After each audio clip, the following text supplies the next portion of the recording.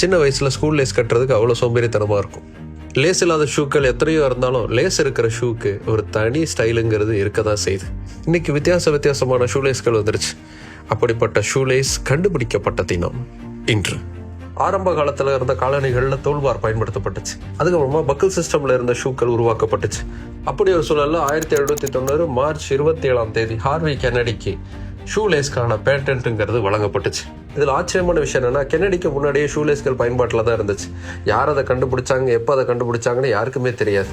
ஆனால் அதில் அவர் கொண்டு வந்த ஒரு சின்ன மாற்றம் தான் ஷூலேஸ்கள் அவர் தான் கண்டுபிடிச்சாருன்னு வரலாற்றில் பேர் இடம்பெறதுக்கு காரணமாக அமைஞ்சது. அதுதான் ஆக்லெட். What's an aglet?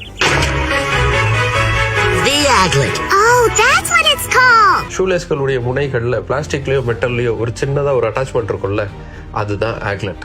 இந்த ஆக்லெட்டோட ஷூலேஸ் அவர் உருவாக்குனார். ஈஸியாக லேஸ் ஓட்டைகளுக்குள்ளே போகிறதுக்கும் அதை எடுத்து கட்டுறதுக்கும் சீக்கிரமாக லேஸ்கள் பிய்யாமல் இருக்கிறதுக்கும் இந்த ஆக்லெட் ரொம்ப யூஸ்ஃபுல்லாக இருந்துச்சு. இந்த ஆக்லெட்டோட ஒரு ஷூலேஸ் உருவாக்குனது தான் அவருக்கு பேட்டன் கிடைக்கிறதுக்கு காரணமாகவும் இருந்துச்சு. அதே மாதிரி ஷூலேஸ் அவர் தான் உருவாக்குனாரு அப்படிங்கிற பேரும் கிடைக்க காரணமாக இருந்துச்சு. இதில் ஆச்சரியமான விஷயம் என்னன்னா, இந்த ஆக்லெட்டுங்கிறதையும் அவர் கண்டுபிடிக்கல. ஏற்கனவே ட்ரெஸ்ஸில் இருந்த ரிப்பன்ஸில் பயன்படுத்திக்கிட்டு இருந்த மெத்தடை தான் ஷூலேஸுக்கு அவர் யூஸ் பண்ணியிருந்தார். இதுல இருந்து என்ன தெரியுது, பழசா இருந்தாலும் அதை புதுசா எடுத்து கொடுத்தோம்னா பெருசா பாராட்டு கிடைக்குங்கிறது தெரியுது. இன்னைக்கும் பெரிய அளவுக்கு மாற்றமடையாம இன்றும் புழக்கத்தில் இருக்கக்கூடிய ஷூலேஸ்கள் கண்டுபிடிக்கப்பட்ட தினம் இன்று.